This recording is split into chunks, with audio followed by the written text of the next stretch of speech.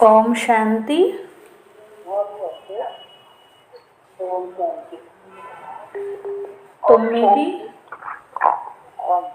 తొమ్మిది 9/1/21 मुरली। मीठे बच्चे, बेहद के बाप को याद करना यह है गुप्त बात, याद से याद मिलती है। బాబా చెప్తున్నారు, మధురమైన పిల్లలు, బేహద్ బాబాని జ్ఞాపకం చేయడమే గుప్తమైన విషయము అంటున్నారు. మీరు జ్ఞాపకం చేస్తే మీకు కూడా బాబా జ్ఞాపకము లభిస్తుంది. ఎవరైతే జ్ఞాపకం చెయ్యరో వారిని బాబా మాత్రం ఎలా జ్ఞాపకం చేస్తారు అంటున్నారు. బేహద్ బాబాని జ్ఞాపకం చేయడము గుప్తమైన విషయము. మీరు జ్ఞాపకం చేస్తే మీకు బాబా జ్ఞాపకము లభిస్తుంది. ఎవరైతే జ్ఞాపకం చెయ్యరో వారిని బాబా మాత్రం ఎందుకు జ్ఞాపకం చేస్తారు అంటున్నారు. ప్రశ్న, संगम पर तुम बच्चे कौन सी पढ़ाई पढ़ते हो जो सारा कल्प नहीं पढ़ाई जाती है? సంగమంలో పిల్లలు ఏ చదువును చదువుకుంటున్నారు? కల్పం మొత్తంలో ఇలాంటి చదువు అనేదే చదువుకోరు అంటున్నారు. సంగమంలో పిల్లలు ఏ చదువుని చదువుకుంటున్నారు? కల్పం మొత్తంలో ఇలాంటి చదువు అనేది చదువుకోరు అంటున్నారు. ఏం చదువు ఇది? సైన్స్ కాదు, సోషల్ కాదు, లేకపోతే లెక్కలు కాదనమాట. ఏం చదువు? ఎలాంటి చదువు అంటే ఇది? ఆన్సర్, జీతేజీ శరీర్ సే న్యారా అర్థాత్ ముర్దా హోనేకి పడాయి. జీవించి ఉండగానే శరీరం నుండి విడిపోవడము అంటే చనిపోయేటువంటి చదువు. జీవించి ఉండగానే చనిపోవడం ఎలాగా అనేది నేర్చుకునేటువంటి చదువు. అంటే ఇక్కడ అశరీరిగా అవ్వడము, శరీరానికి దూరంగా అవ్వడము, విడిపోవడము అని అర్థం అన్నమాట. ఇలాంటి చదువు ఇంకా ఎప్పుడు కూడా ఎక్కడ కూడా చదువుకోరు. ఎందుకంటే మీరు కర్మాతీతంగా కావాలి అంటున్నారు. అంటే కర్మ చేస్తూ అతీతంగా ఎప్పుడు అవ్వగలుగుతారు? ఈ జీవించి ఉండగానే శరీరంతో విడిపోవడం ఎప్పుడు వస్తుందో, అతీతంగా అవ్వడం ఎప్పుడైతే వస్తుందో అప్పుడే కర్మాతీత స్థితి కూడా వస్తుంది. శరీరంతో విడిపోతేనే కదా కర్మతో కూడా విడిపోయి అతీతంగా ఉండగలిగేది. బాకీ జబ్ తక్ శరీర్ మే హై తబ్ తక్ కర్మతో కర్నా హీ హై. అలానే కర్మ చేయడం వదిలిపెట్టద్దు. శరీరం ఉన్నంత వరకు కర్మ చేయవలసిందే. మన్ భీ అమన్ తబ్ హో జబ్ శరీర్ నా హో. మనస్సు కూడా అమన్గా ఎప్పుడు ఉంటుంది? శరీరం అనేది లేనప్పుడే కదా అంటున్నారు. అంటే వేరే వేరే ఆలోచనలు అనేవి ఎప్పుడు వస్తూ ఉంటాయి? శరీరం ఉన్నప్పుడు దైహికమైన ఆలోచనలు వస్తాయి. కాబట్టి మనస్సు కూడా అమన్గా ఎప్పుడు అనేది ఉంటుంది అంటే శరీరం యొక్క భ్రాంతి అనేది లేనప్పుడే మనస్సు కూడా అమన్గా అవుతుంది. మన్ జీతే జగజ్జీత్ నహీ లేకిన్ మాయా జీతే జగజ్జీత్. ఇక్కడ మనసులో ఏ ఆలోచనలు లేకుండా చేసుకోవడం కాదు, మాయా యొక్క ఆలోచనలు లేకుండా చేసుకోవడం. ఎందుకంటే బాబా ప్రపంచంలో నేర్పించే రకరకాల యోగాల కంటే కూడా వేరైనది, ప్రత్యేకమైనది ఈ యోగం అంటారు. ఎందుకు?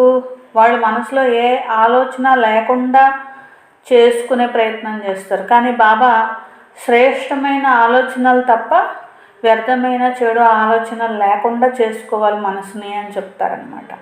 అంటే శ్రేష్టమైన ఆలోచనలు చెయ్యాలి అని చెప్తారనమాట. అది బాబాని జ్ఞాపకం చేయడమైనా లేకపోతే శక్తులు గుణాలు దానం చేయడమైనా ఏదైనా కానీ చెయ్యాలి. యోగం చేయడానికి కూర్చున్నప్పుడు ఇవన్నీ చెయ్యాలి. ఏమి చేయకుండా కూర్చుంటే అది యోగం కాదు కదా. కాబట్టి మాయా జీతే జగజ్జీత్ అని అనడం కరెక్ట్. మనస్సు జీతే జగజ్జీత్ కాదు అంటున్నారనమాట. అంటే మనసు అనేది ఉండాలి కానీ మాయ అనేది ఉండకూడదు అనమాట. మనసులో ఆలోచనలు ఉండాలి కానీ మాయా ఆలోచనలు ఉండకూడదు అనమాట. ఓం శాంతి. बाप बैठ बच्चों को समझाते क्योंकि यह तो बच्चे समझते हैं, बेसमझ को ही पढ़ाया जाता है. బాబా పిల్లలకు అర్థం చేయిస్తున్నారు.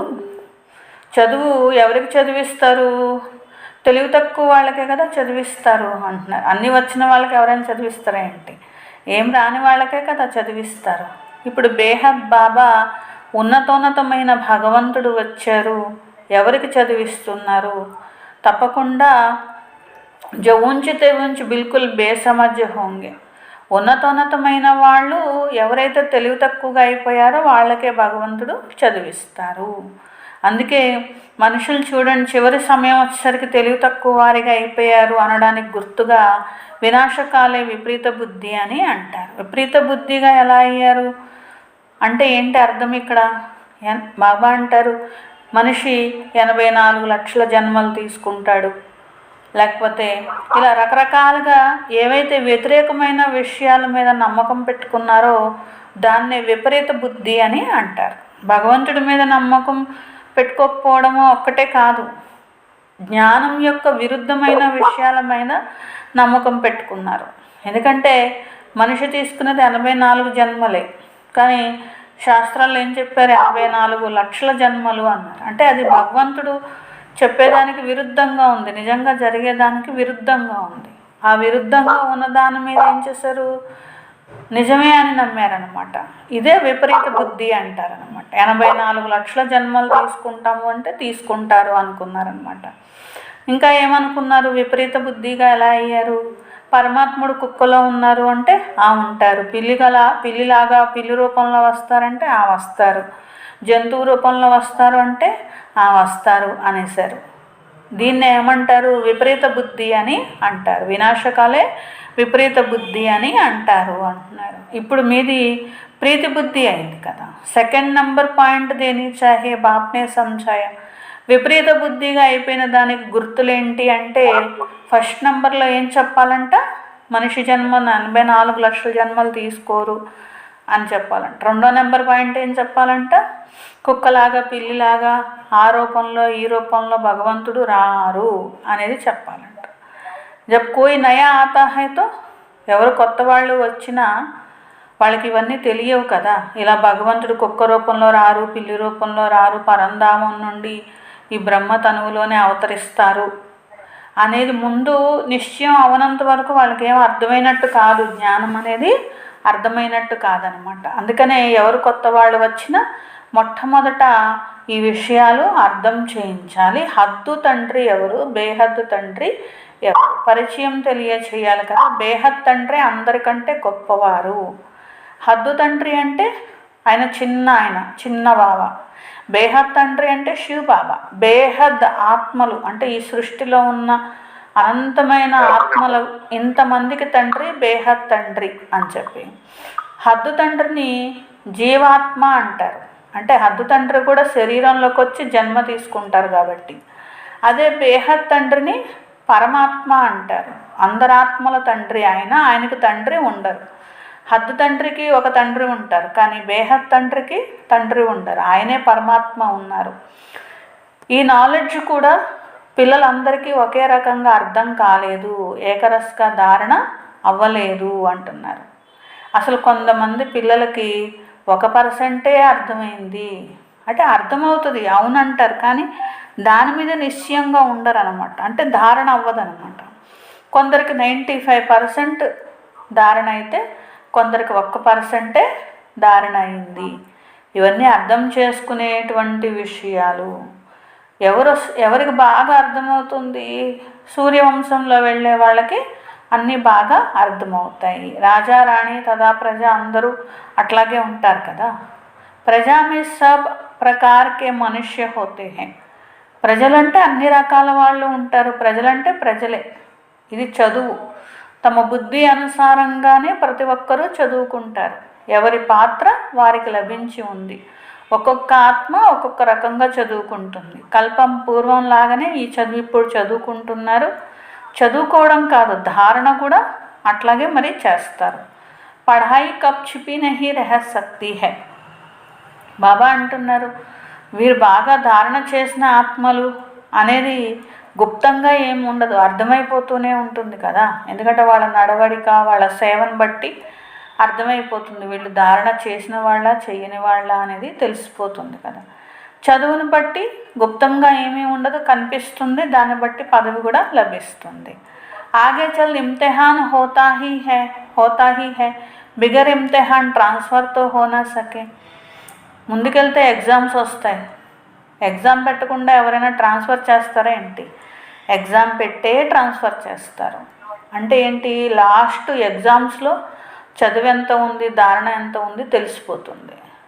అవి ఇవి సమझ सकते हैं. ఒక లాస్ట్ ఎగ్జామ్ వస్తేనే కాదు, ఇప్పటికే అర్థమైపోతుంది కదా అని బాబా అంటున్నారు. ఏ పేపర్కి ఎన్ని మార్కులు వస్తే మీకే తెలుస్తూ ఉంటుంది కదా, ఎంత పదవి అనేటువంటిది యోగ్యంగా మేము ఉన్నాము అని చెప్పి. ఒకవేళ బాబా చెయ్యెత్తి ఇచ్చారనుకోండి, అందరి ముందు చేయెత్తకపోతే బాగోదని ఎత్తేస్తారు.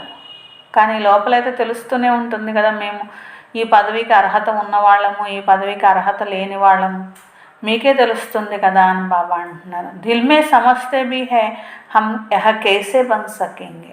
మేము ఇలా ఎలా తయారవుతాము అనేది కూడా మీకు తెలుస్తుంది కదా, అది కూడా బాబా చెయ్యెత్తిస్తారు. సమझते हुए भी फिर हाथ उठा लेना यह भी अज्ञान कहेंगे.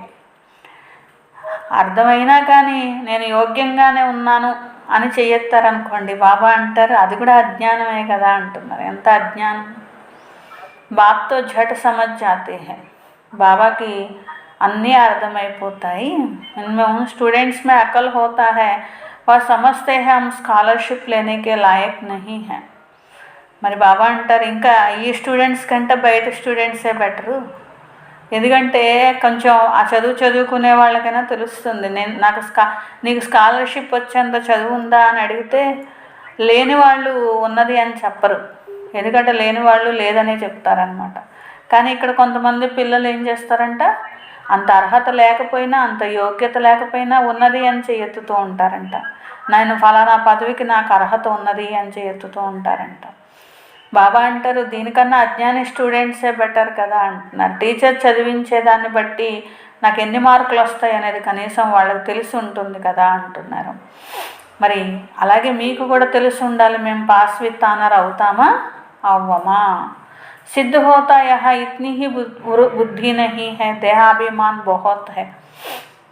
దేహాభిమానము చాలా ఉంటుంది. जब तुम आए हो यह बनने तो चलन बड़ी अच्छी चाहिए. మీరు ఇలాంటి లక్ష్మీనారాయణుల్లాగా తయారు కావడానికి వచ్చారు కదా, మీ నడవడిక చాలా బాగుండాలి. ఏ వినాశకాలే విపరీత బుద్ధిగా ఉన్నారనుకోండి, అంటే నియమం ప్రమాణంగా నడవాలి, అంతేగాని విరుద్ధంగా కాదు. అంటే ప్రీతి లేదనుకోండి, అప్పుడు వాళ్ళ గతి ఏమవుతుంది, ఉన్నతమైన పదవి లభించదు కదా. అందుకనే బాబా అంటారు వినాశకాలే విపరీత బుద్ధి అర్థం ఏంటో మీకు ఇప్పుడు తెలిసింది కదా, మీరే తెలుసుకోలేకపోతే ఇతరులకు ఏం తెలియజేస్తారు. మేము శివ్ బాబా యొక్క పిల్లలము, అది పూర్తి అర్థసహితంగా మీకు తెలిసింది. బాబాని జ్ఞాపకం చెయ్యాలి. జ్ఞాపకం చేయడం గుప్తమైన విషయము. చదువు దాగబడదు, యోగము అనేది దాగబడుతుంది, అంటే గుప్తంగా ఉంటుంది. చదువేం గుప్తం కాదు కదా, యోగం గుప్తం. చదువులో నంబర్ వారుగా ఉంటారు. జైసే థోड़ी ही पढ़ेंगे सब, అందరూ ఒక్కలాగే చదువుకోలేరు కదా. బాప్ తో సమझते हैं यह भी बेबीज है. जैसे बेहद के बाप तो 3-3, 4-4 मास याद भी नहीं करते हैं. బేహద్ తండ్రి అంటే శివ్ బాబాని కొందరు అసలు యోగం ఎలా వదిలేస్తారంటే 3 నెలలు 4 నెలలు కనీసం జ్ఞాపకం కూడా చేసుకోరు బాబాని. బాబా అంటారు ఇంకా వీళ్ళు పసిపిల్లల్లాగా ఉన్నారు, బేబీస్ అని బాబా అంటున్నారు. మరీ పసిపిల్లలకి తెలియదు కదా, అట్లాగే వాళ్ళకి అమ్మ అనడం, నాన్న అనడం కూడా తెలియదు. మరీ పసిపిల్లలు ఉంటారనమాట. అంత బేబీస్ లాగా ఉంటేనే వాళ్ళు బాబాని జ్ఞాపకం చెయ్యరనమాట. మాలూమ్ కైసే పడే యాద్ కర్తే జబ్కి ఉన్కి చిట్టి ఆవే.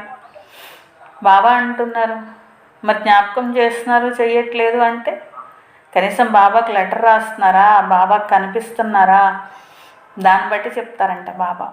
ఎందుకంటే జ్ఞాపకం చేస్తూ కూడా బాబాకి ఏ సమాచారం ఇవ్వకుండా ఉన్నాం మేము అంటే అది బాబా నమ్మరనమాట. జ్ఞాపకం చేస్తున్నారు అంటే ఏదో ఒక రకంగా బాబాతో జోడించబడి ఉంటారు. జోడించబడి లేరు అంటే వాళ్ళు జ్ఞాపకం చెయ్యట్లేదు అని అర్థం. కాబట్టి కనిపించడమో, లెటర్ రాయడమో, బాబా దగ్గరికి రావడమో ఏది లేదు. ఏది లేకపోతే వీళ్ళు జ్ఞాపకం చేయట్లేదు అసలు బాబాని. కనీసం ఈ సేవ చేశాము అని సమాచారం పంపారా? కనీసం లెటర్ రాశారా మా పురుషార్థం ఎలా ఉంది అని?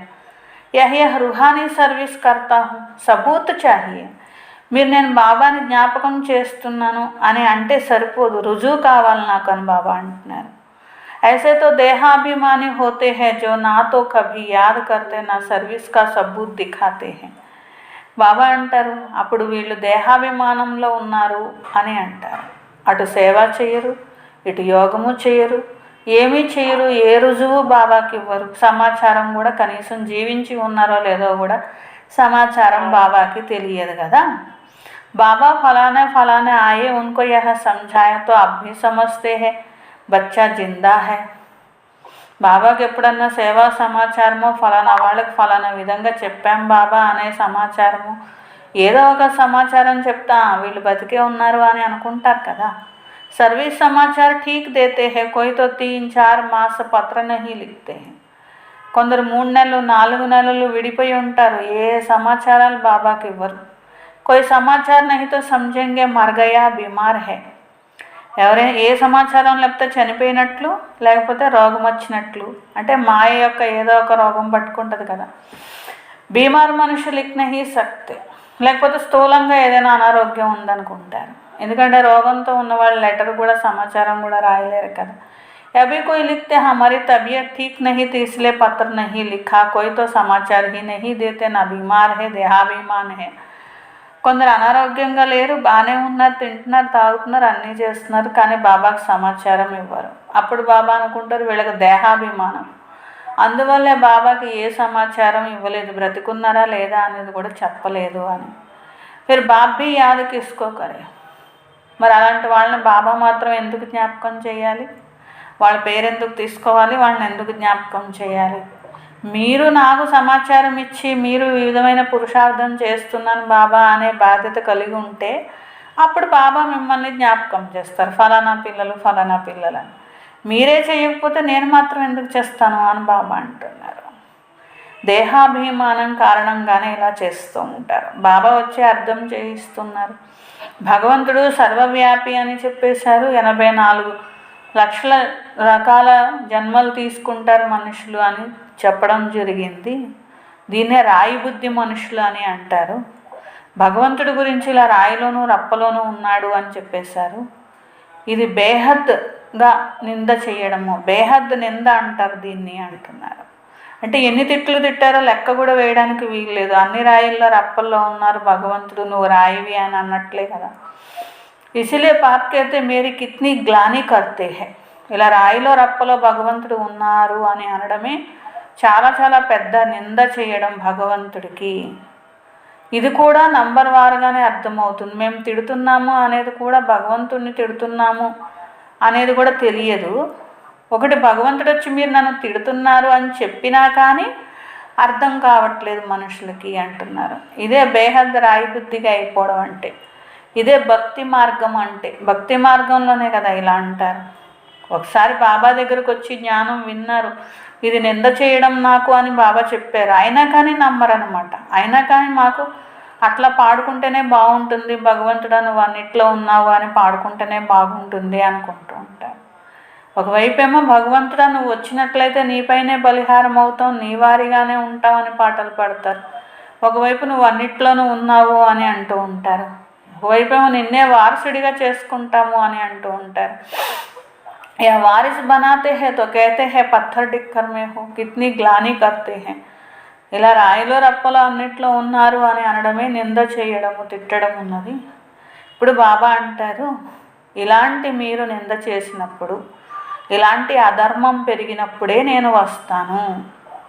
దీనికే చెప్పారు యదా యదా హి ధర్మస్య గ్లానిర్భవతి భారత అని చెప్పారు. ఇంత గ్లాని భగవంతుడికి చేయడం కంటే ఇంకా పెద్ద తప్పు లేదనమాట. ఇంకేమనుకుంటారు మనుషులు, చాలా అరాచకాలు లేకపోతే అవి ఇవి పెరిగిపోయినప్పుడు భగవంతుడు వస్తారని కాదు. ఇలాంటి నింద భగవంతుడికి చేసి, ధర్మగ్లాని చేసి, భగవంతుడిని ఇంత రాయిలో రప్పలో ఉన్నారు అనే నింద బాగా పెరిగిపోయినప్పుడు అంత అధర్మంలో భగవంతుడు వస్తారు. ఇప్పుడు మీకు తెలుసు బాబా యొక్క మహిమ ఎంత ఉన్నది. ఇలా అనడం ఎంత నింద, మహిమ అంటే ఎంత గొప్పది ఉన్నది. महिमा तो का कभी याद कर दो, अक्षर लिखते भी नहीं है, देहाभिमान बन पड़ते हैं. కొందరు మహిమ చేయడం సంగతి తర్వాత, యోగం చేయడం సంగతి తర్వాత కనీసం బాబాతో 2 మాటలు కూడా మాట్లాడరు. దేహాభిమానం చాలా ఉన్నది, సమాచారం అనేది ఇవ్వరు అంటున్నారు. మాకు బాబా లభించారు, మా తండ్రి మాకు చదివిస్తున్నారు, ఇది భగవాన్ వాచ, నేను మీకు రాజయోగాన్ని నేర్పిస్తున్నాను, విశ్వం యొక్క రాజ్యం అనేటువంటిది ఎలా లభిస్తుంది, దానికోసమే ఈ రాజయోగం బాబా నేర్పిస్తున్నారు. బేహద్ తండ్రి చదివిస్తున్నారనే నష ఉండాలి, సంతోషం ఉండాలి. బల్ గీతా भी पढ़ते हैं परंतु जैसे ఆర్డినరీ కితాబ్ పढ़ते हैं. గీత చదువుతారు, ఏదో ఒక ఆర్డినరీ పుస్తకం చదివేసినట్టు అది కూడా చదివేసి దండం పెట్టేసుకుంటే అయిపోయింది అనుకుంటారు. కానీ దానికోసమే ఏంటి, గీత అనేటువంటిది ఆత్మ ఉన్నతి చేసుకోవడానికి, అంతేగాని ఇలా చదువుకొని నమస్కారం చేసుకోవడానికి కాదు. దాంట్లో ఉన్నదే మనుషులు రాంగ్గా అర్థం చేసుకుంటారు. భగవాను వాచ అంటే కృష్ణుడిని భగవంతుడని అర్థం చేసుకుంటారు. కృష్ణ భగవాను వాచ, రాజయోగాన్ని నేర్పిస్తాను అని అనుకుంటారు. బస్ ఇత్నా బుద్ధి కా యోగ ఖుషి నహీ రహతీ హై. మరి అలాంటప్పుడు కృష్ణుడు రాజయోగం ఏం నేర్పిస్తారు, రాజులకు రాజుగా ఏం తయారు చేస్తారు? ఇలాంటి సంతోషమే ఉండదు కదా. ఇంకా మేము రాజులకు రాజుగా అవుతున్నాం అనే సంతోషమే ఉండదు కదా. కాబట్టి అక్కడ గీత చదివినా విన్నా ఇలాంటి సంతోషం అనేది ఉండదు. ఎప్పుడైతే బాబా జ్ఞానం వింటారో వినిపిస్తారో అప్పుడు సంతోషం ఉంటుంది. ఎందుకు, మేము ఇలాంటి దేవతలు అవుతున్నాము, మేము ఇలాంటి రాజ్యాన్ని పొందుతున్నాము అనే సంతోషము ఇప్పుడు ఉంటుంది. అంతేగాని గీతా పుస్తకం చదివినప్పుడు ఉండదు. ఎందుకంటే అక్కడ కృష్ణుడిని ఊహించుకుంటారు కాబట్టి. కృష్ణుడు ఎవరికి రాజ్యభాగ్యాన్ని ఇవ్వడు, రాజులకు రాజుగాను చెయ్యరు, సతోప్రధానంగా కూడా చెయ్యరు. గీతా పడకర్ పూరికి ఆర్ గయా దందేమే. అది కూడా ఏంటంటే ఏదో ఒక రోజువారి దినచర్యలో భాగంగా గీత చదివేస్తారు, నమస్కారం చేసేసుకుంటారు, దండం పెట్టేసుకొని ఇంకా రోజువారి పనుల్లో పడిపోతారు. ఇదే పని అనమాట. రోజు గీత చదువుకోవడం, దండం పెట్టుకోవడం, రోజువారీ పనులు చేసుకోవడం. కానీ ఇప్పుడు మీకు బుద్ధి లభించింది, బేహద్ బాబా మాకు చదివిస్తున్నారు. ఈ చదువు అలాంటిది కాదు, ఏదో దండం పెట్టేసుకున్నాం, బాబా మురళి చదివేసాం, అయిపోయింది, మా పనులు మేము చేసుకున్నాం. అలా చేసుకుంటే ఉన్నతి ఎలా జరుగుతుంది, పదవి ఎలా లభిస్తుంది? और कोई की బుద్ధి में यह नहीं आएगा. ఇలాంటి పురుషార్థం చెయ్యాలి అనే ఆలోచన వస్తుంది ఇక్కడ. కానీ ఇంకా వేరే చోట ఎప్పుడు కూడా అలాంటి ఆలోచన రాదు. భగవంతుడు చదివిస్తున్నారని पहले पहले कोई भी आवे तो उनको 2 बाप की థియరీ समझानी है. ఇద్దరు తండ్రుల యొక్క థియరీ అనేది అర్థం చేయించాలి. భారతదేశం ఒకప్పుడు స్వర్గంగా ఉండేటువంటిది, ఇప్పుడు నరకంగా అయిపోయింది అని చెప్పాము. ऐसे कोई कह ना सके कि हम सतयुग में भी है, कलयुग में भी है. किसकी दुख मिला तो वह नरक में है, किसको सुख मिला तो वह स्वर्ग में. ऐसे बहुत कहते हैं दुखी मनुष्य नरक में है, हम तो बहुत सुख में बैठे हैं. మనుషుల బుద్ధిలో ఇది కూడా అర్థం కాలేదు. సత్యుగంలోనే స్వర్గం అనేది ఉంటుంది, కలియుగంలో నరకం అనేది ఉంది.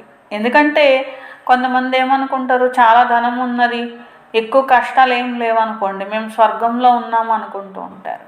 ఎవరైనా దుఃఖంతో ఉన్నారనుకోండి, వాళ్ళు నరకంలో ఉన్నారు, మేము లేము అనుకుంటారు. కానీ నరకంలో ఉండి కూడా నరకంలో లేము అని అనుకోవడం కూడా బుద్ధిహీనతే కదా. చాలా మెహల్స్ అన్నీ ఉన్నట్లయితే వీళ్ళు స్వర్గంలో ఉన్నారని భావిస్తూ ఉంటారు. బాహర్ కా బహుత్ సుఖ్ దేఖ్తే హై, యహ భీ అభి సమజ్తే హో, సత్యుగి సుఖ్ తో యహా హో నహీ సక్తా. బాబా అంటారు, ఈ భౌతికమైనటువంటి ఈ స్థూలమైనటువంటి వికారాల సుఖమే కాదు, దీనివల్ల మళ్ళీ కర్మఫలంగా దుఃఖమే లభిస్తుంది కదా. సత్యుగంలో ఉండే సుఖం ఇక్కడ లభించడం అనేదే జరగదు. ऐसे भी नहीं गोल्डन एज को ఐరన్ ఏజ్ కహో అథవా ఐరన్ ఏజ్ को గోల్డెన్ ఏజ్ కహో. దీన్ని గోల్డెన్ ఏజ్ అనాలా, ఐరన్ ఏజ్ అనాలా మీకే తెలుసు కదా. ఈ ఇనుప యుగాన్ని పట్టుకొని గోల్డ్ అన్నారు అనుకోండి, అదే తప్పే కదా.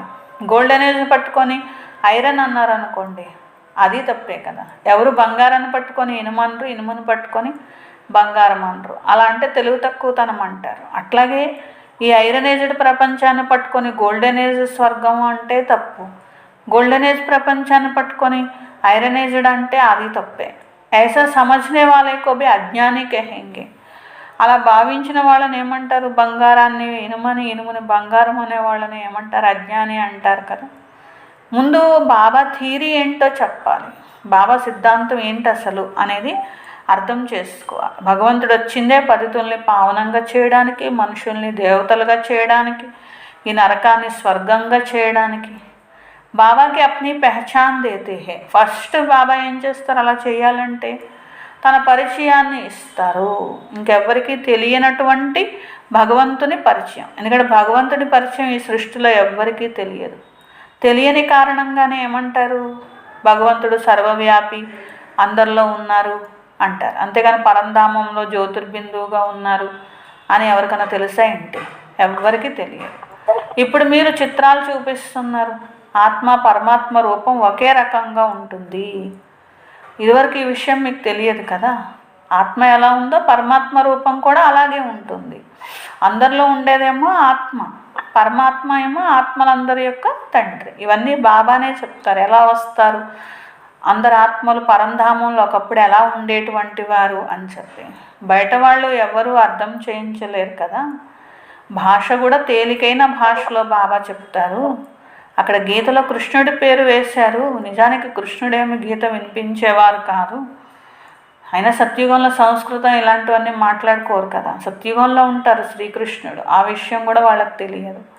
ఓతో సబ్కో కెహనా సకే మామేకం యాద్ కరో. అసలు కృష్ణుడు ఎప్పుడు ఒకే ఒక నన్ను జ్ఞాపకం చెయ్యండి అనే మాట చెప్పలేరు. గీతలో ఒకే ఒక నన్ను జ్ఞాపకం చెయ్యండి అనే మాట ఉంటుంది. ఆ మాట ఒక్క నిరాకార భగవంతుడు తప్ప ఇంకా ఎవ్వరూ చెప్పగలిగే మాట కాదు. దేహధారులను ఎప్పుడు కూడా జ్ఞాపకం చేస్తే పాపాలు వినాశనం అవ్వవు. దేహాన్ని, కృష్ణుడైన దేహమే కదా గుర్తొచ్చేది. కృష్ణ భగవాన్ వాచ అని అంటూ ఉంటారు.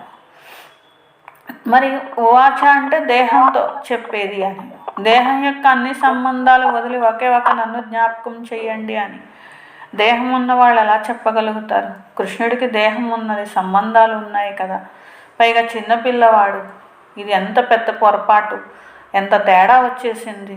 ఒక్క పొరపాటు వల్ల పరమాత్ముడిని సర్వవ్యాపి అని చెప్పేశారు, అందరిలో ఉన్నాడు. ఇది ఒక్క తప్పు చేయడం వల్ల మొత్తం అంతా తప్పుగా అయిపోయింది. సృష్టి అంతా తప్పుగా అయిపోయింది. ఎన్ని శాస్త్రాలు తప్పుగా అయిపోయినాయి. సర్వుల సద్గతి దాత అనేది కూడా తప్పు అయిపోయింది. ఎందుకంటే దుర్గతిలో వచ్చేదెవరు, సద్గతి ఇచ్చేదెవరు? ఈ విషయం అర్థం కావాలి కదా. భగవంతుడు సద్గతి దాత అంటే ఆత్మలు దుర్గతిలో వచ్చినప్పుడు భగవంతుడు సద్గతిని ఇస్తారు అని అర్థం. అదే భగవంతుడు అందరిలో ఉంటే భగవంతుడికి కూడా దుర్గతి పట్టినట్లే కదా. మరి భగవంతుడికి ఎక్కడైనా దుర్గతి పడుతుందా ఏంటి? ఎసబ్ విచార సాగర్ మంథన్ కర్నేకి బాతే హై. ఇవన్నీ విచార సాగర మంథన చేసే విషయాలు, టైం వేస్ట్ విషయాలు కాదు. మనుషులు ఏమంటారు? మాకు అసలు ఖాళీ లేదు అంటూ ఉంటారు. తుమ్ సమझाते हो कि आकर కోర్స్ లో తో कहते हैं फुर्सत नहीं. రండి కోర్స్ తీసుకోండి అంటే టైం లేదు అంటారు. లేదా 2 రోజులు వస్తారు, 4 రోజులు రారు. చదువుకోకపోతే ఇక లక్ష్మీనారాయణలు ఏమవుతారు? మాయ యొక్క ఎంత ఫోర్స్ ఉందో చూడండి. బాబా అంటున్నారు, ఏ సెకండ్ మినిట్ నడుస్తూ ఉందో మళ్ళీ అదే రిపీట్ అవుతూ ఉంటుంది. అనేక సార్లు ఇదే సృష్టి చక్రం రిపీట్ అయింది, ఇదే విధంగా రిపీట్ అయింది. ఇప్పుడు బాబా ద్వారా మీరు వింటున్నారు.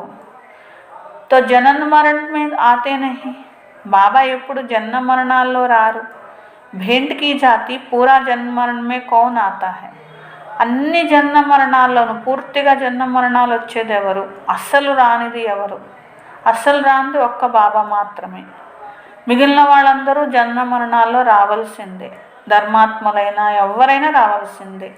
ఈ చిత్రం చూపించి చెప్పండి అంటున్నారు. బ్రహ్మాస విష్ణువు అవుతారు, విష్ణువుస బ్రహ్మ అవుతారు అని అందరూ అంటే జన్మ మరణాల్లో వచ్చినట్లే కదా. బ్రహ్మ విష్ణువు కదా. బ్రహ్మాస విష్ణు, విష్ణువుస బ్రహ్మ అంటే ब्रह्मा पाठ में आते आते हैं एंड हो ना सके.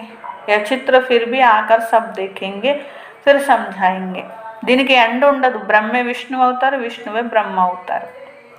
ఎంత సహజంగా అర్థం చేసుకునే విషయాలు మీ బుద్ధిలో రావాలి. హంస బ్రాహ్మణ్, ఫిర్ హంస క్షత్రియ వైశ్య శూద్రులుగా అవుతాము.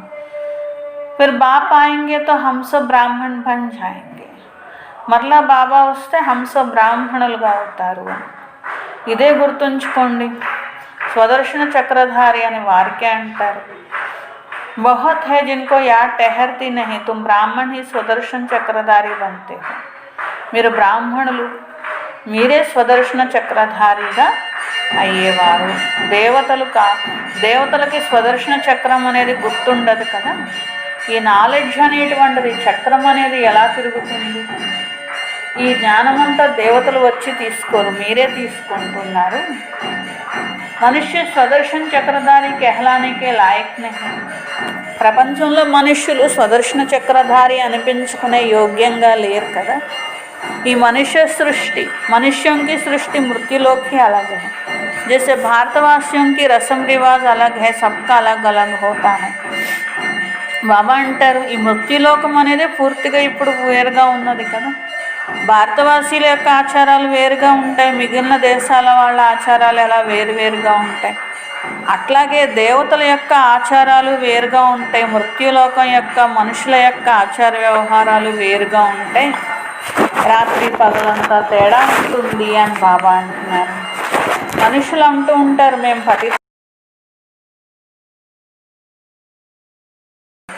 హే భగవాన్ హమ్ సబ్ పతిత్ బన్ గయే హై. మనుషులు మేము పతితంగా అయిపోయాం, హే భగవంతుడా పావనమైన ప్రపంచంలో తీసుకెళ్ళండి, పావనంగా చెయ్యండి అని అడుగుతారు కదా. 5000 సంవత్సరాల ముందే ఇలాంటి పావనమైన ప్రపంచం అనేటువంటిది ఉండేది, సత్యుగము అని అంటారు. త్రేతాకో నహీ కహెంగే, బాప్నే సమझाया वह है ఫస్ట్ క్లాస్. త్రేతాయుగం కూడా మరి త్రేతాయుగం కంటే సత్యుగమే ఫస్ట్ క్లాస్ అంటారు. కొంచెం త్రేతాయుగం వచ్చేసరికి కొంచెం తగ్గుతుంది కదా, కొంచెం సెకండ్ క్లాస్లోకి వచ్చేసినట్లు కదా. అన్ని విషయాలు ధారణ చేయాలి అంటున్నారు. ఎవరు వచ్చినా ఒకవేళ అర్థం చేసుకుంటే ఆశ్చర్యం కలుగుతూ ఉంటుంది. కొందరు ఆశ్చర్యపోతూ ఉంటారు, కొందరికి అసలు మాకు టైం లేదు అంటారు. కొందరు బాగా వింటారు కానీ బాగా అర్థం చేసుకున్నా కానీ నిశ్చయం ఏర్పడదు. అందుకని ఏమంటారు, పురుషార్థం చేయడానికి మాకు టైం లేదు అంటూ ఉంటారు. కానీ మళ్ళీ కొందరు అంటూ ఉంటారు, పవిత్రంగా ఉండడం మంచిదే అని అంటూ ఉంటారు. यह काम विकार है ही जो मनुष्य को पतित बनाता है, इसको जीतने से ही तुम जगत जीत बनते. కామవికారం వల్లనే మనుషుల్ని పతితులు అని అంటారు. దీన్ని జయించినట్లయితే మీరు జగజ్జీత్గా అవుతారు అని బాబా అంటారు. అందుకే కామవికార్ జీత్ జగజ్జీత్గా అవ్వండి. మనుషులు ఏమనుకుంటారంటే మంజీతే జగజ్జీత్ అని అనుకుంటూ ఉంటారు, మనస్సుని వశంలో చేసుకోవాలి అని అనుకుంటూ ఉంటారు. అమ్మన్తో తబ్ హో జబ్ శరీర్ నా హో, మనసుకి ఆలోచన అనేది లేకుండా చేయాలి అనుకుంటారు. ఆలోచనే లేకుండా ఎప్పుడు ఉంటుంది? శరీరం లేనప్పుడు ఆలోచన ఉండదు. అంతేకాని అంటే అమన్గా చేయడం అంటే అదేం గొప్ప విషయం కాదు. దేహం లభించింది అంటే కర్మ చేస్తారు, ఆలోచన చేస్తారు, కానీ శ్రేష్టంగా ఉండాలి. కర్మాతీత స్థితి అనేది ఎలా తయారు చేసుకోవాలి అది బాబా చెప్తారు. కర్మాతీత అవస్థ కహా జాతా ముర్దేకో, జీతేజీ ముర్దా శరీర్ సే న్యారా. కర్మాతీత స్థితి అంటే చూడండి, చనిపోయినప్పుడు ఇంకా కర్మ చేసే అవసరం ఉండదు, అతీతంగా అయిపోతూ ఉంటారు. శవంగా అయిపోయినప్పుడు ఇంకా శరీరంతో వాళ్ళకి సంబంధం ఉండదు అనమాట. అట్లా మీరు కూడా జీవించి ఉండగానే ఈ శరీరం అనేది శవంలాగా అనిపించాలి, మీరు వేరుగా అనిపించాలి. మీరు శరీరంతో అతీతంగా ఉండాలి. అలా అవ్వడం కోసమే మీరు ప్రాక్టీస్ చేస్తున్నారు, జీవించి ఉండగానే శరీరానికి అతీతం అవ్వడం కోసం. ఈ చదువుకునేది కూడా అందుకే.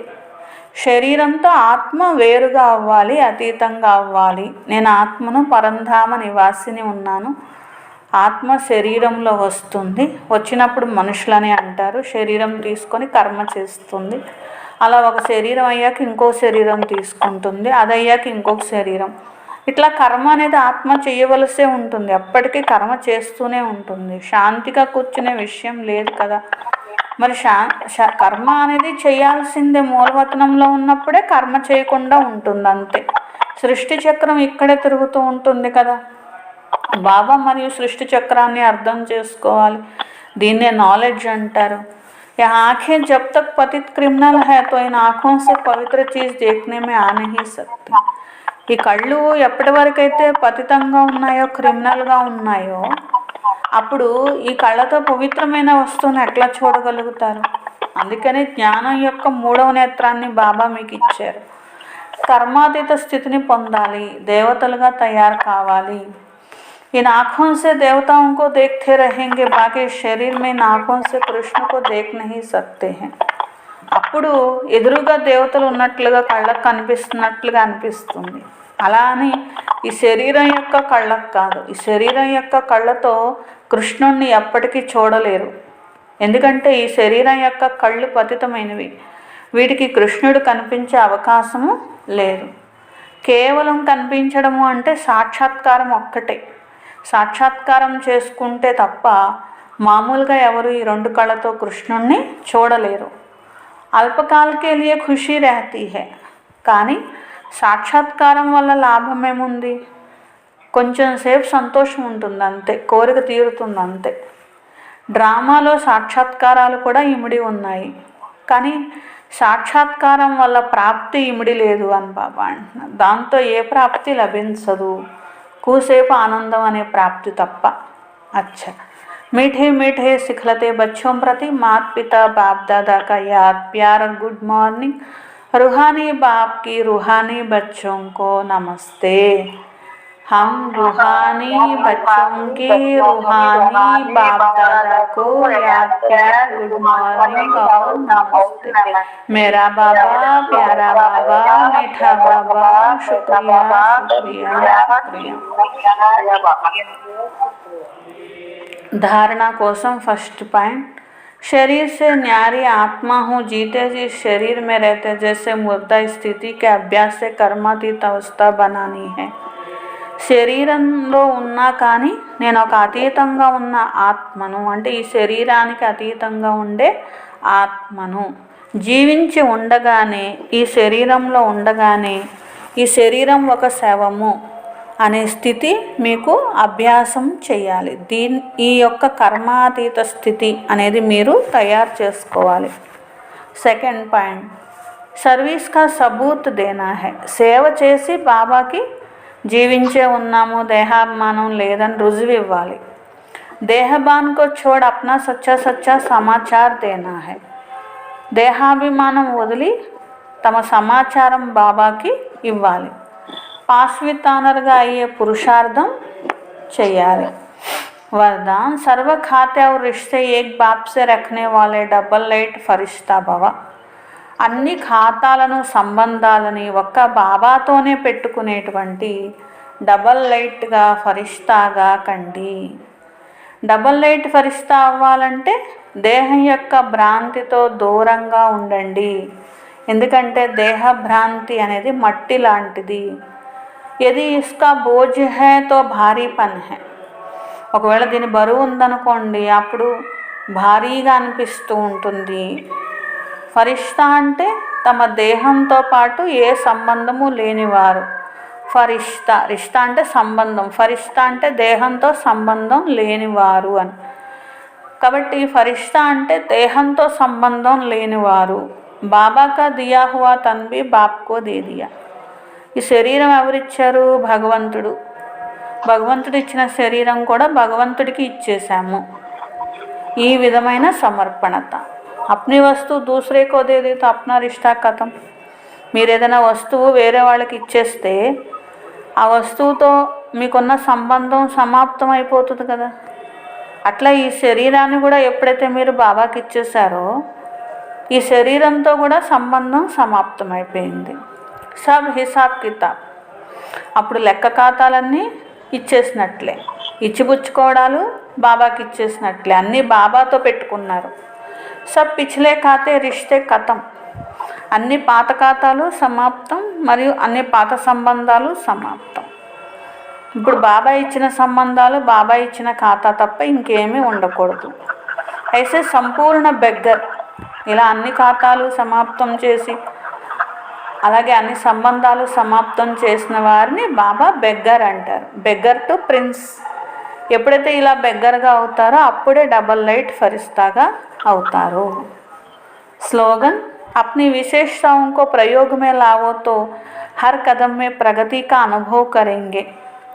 తమ విశేషతలను ప్రయోగంలో తీసుకువచ్చినట్లయితే ప్రతి అడుగులోనూ ప్రగతిని అనుభవం చేసుకుంటారు. తమ విశేషతలను ప్రయోగంలో తీసుకొచ్చినట్లయితే, అంటే మీలో ఉన్న ఒక విశేషత ఉంది, దాన్ని ఎప్పుడైతే ప్రయోగంలో తీసుకొచ్చి బాబా సేవ చేశారనుకోండి, అప్పుడు మీకు ప్రతి అడుగులో కూడా ఉన్నతి అనేది అనుభవం అవుతుంది అంటున్నారన్నమాట.